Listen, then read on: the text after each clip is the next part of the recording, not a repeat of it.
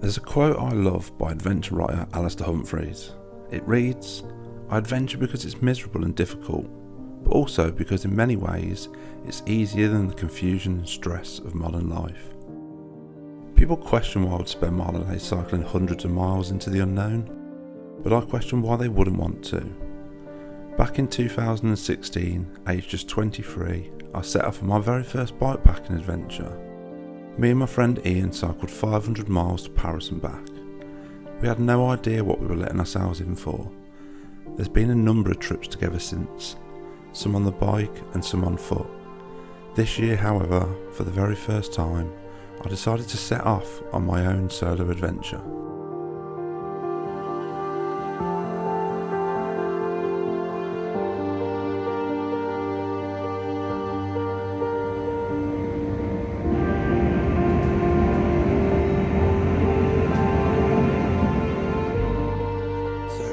Day one of cycling the North Coast 500.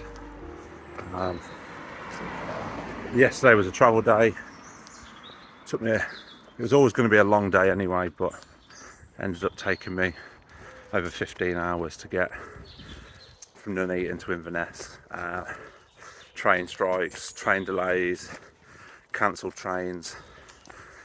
With each one of those, the hassle of having to get the bike booked onto another train, would there be space? Yeah, so hopefully 50 miles today. Planning to camp.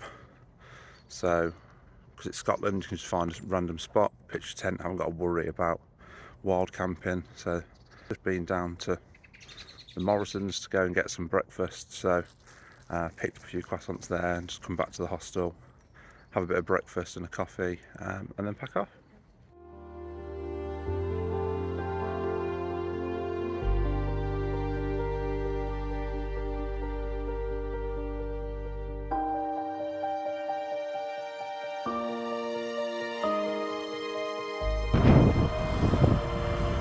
We have arrived now. Look at those views. This is what we came for. It's good to be able to see. Here we go.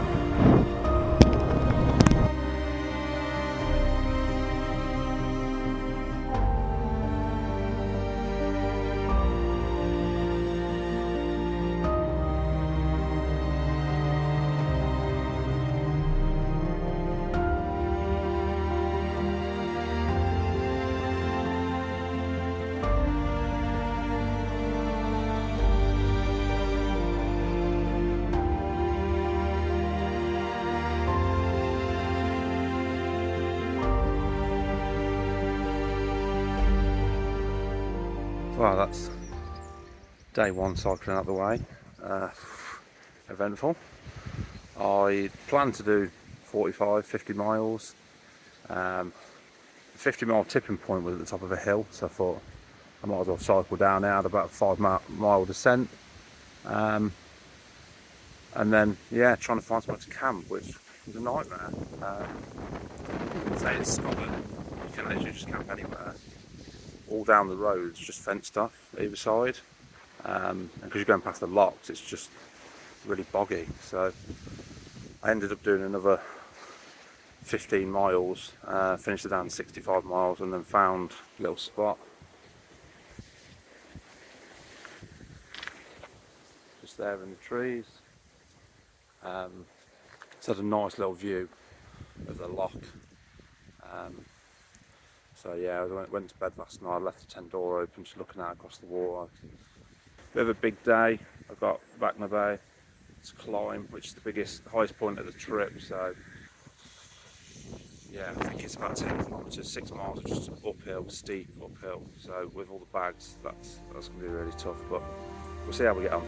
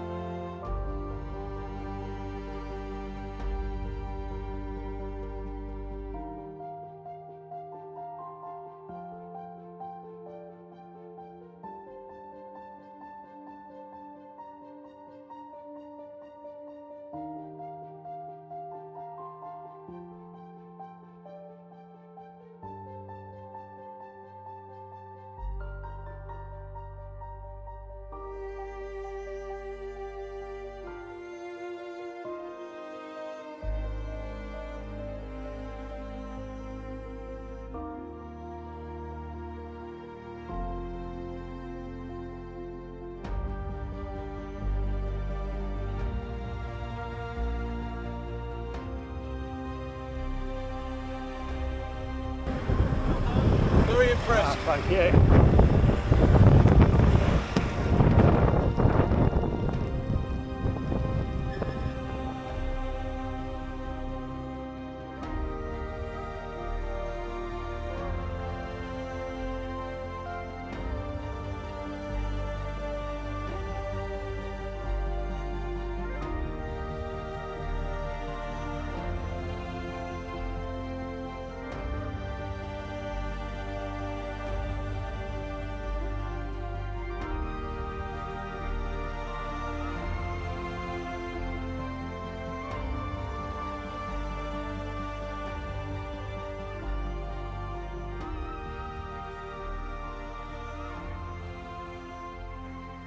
I knew Balak Nabar was going to be tough, really tough. It was a lot tougher than I thought it was going to be. Just 7 miles uphill, and then by the time you're knackered, about 5 miles up the last 2 miles of the steepest. And yeah, turn around the corner into the last sort of valley bit, and massive headwind as well, so I had to get off at points and walk, but even that was impossible at points because of the wind, but made it in the end, and got a few congratulations at the top that I don't know if they were deserved. They obviously hadn't been the people who passed me while I was walking up, but absolutely beautiful up to the top of the hill, you know. So yeah, I've got a 2 mile uphill ride now that it's saying it's not too steep, and then after that it's a 5 mile descent into the next town, so I'm going to stop there, get a drink, and then I've got 2 quite steep hills over the last 5 miles to basically get to the 150 mile marker. If things go to plan, I should get there quite early, so I don't know if I'm going to stop there. It's a good few mile descent after that, so I think I'll carry on, maybe get another 5-6 miles done. Make tomorrow a bit of a shorter day because I've got a hostel booked for tomorrow, so I can't go any further than Ullapool. So if I can get 5 or 6 miles done, that's 5 or 6 miles less that day, and it'd be great to get to Ullapool early, get booked into the hostel, get a shower, get rested, and take the time to chill out and cook a proper meal, and sort of reset really for a few up and down days afterwards.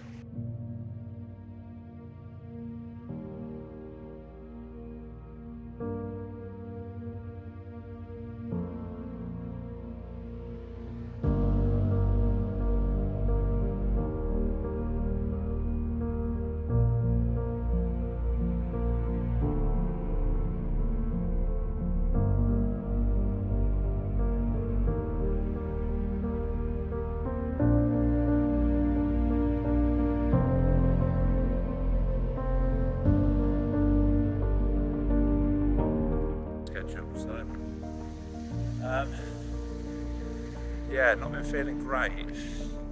Decided plan for tonight where I was going to camp. It's too far away, so I'll make the extra miles for tomorrow. But it's strange what nature gives you, because even though I've had a bit of a tough day, it's all that day, I've just gone over the last stretch before finding somewhere to camp, and I've managed to find the most beautiful beach I've ever seen. The sun behind me is just starting to go down. I've got an hour and a half of daylight left, but it's worth being late to see this like this. So I'm sure I'll get over having to get up a bit earlier tomorrow morning.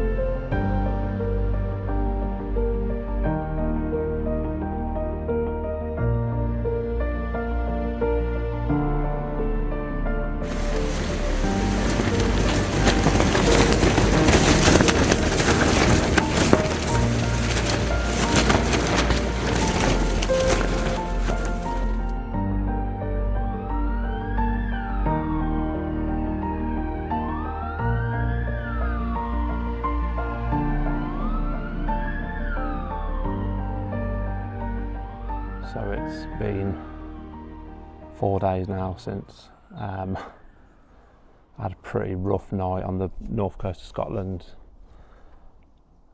You seen from the little video clip that I did get before it got dark, and too bad, it was pretty windy. Around 10:30, 11, there was quite a big gust that pulled my tent down. I've got a trekking pole tent, so the pole went, lost tension. Tried to get out and fix it, but it had actually snapped the guy rope rather than unpeg. But by about 1 o'clock in the morning, it was getting pretty insufferable. It was getting cold. I was wet. The wind was just getting worse. And I had to sort of make a decision what to do, and didn't have any phone signal, didn't have no one to contact. There was no houses nearby. If I'd got out of the tent, it'd have blown away with the stuff in it. The wind was strong enough that even when I was lying in the tent, it was pulling me along the floor. I was having to sort of hold on to my bike and things like that just to stop it blowing away. And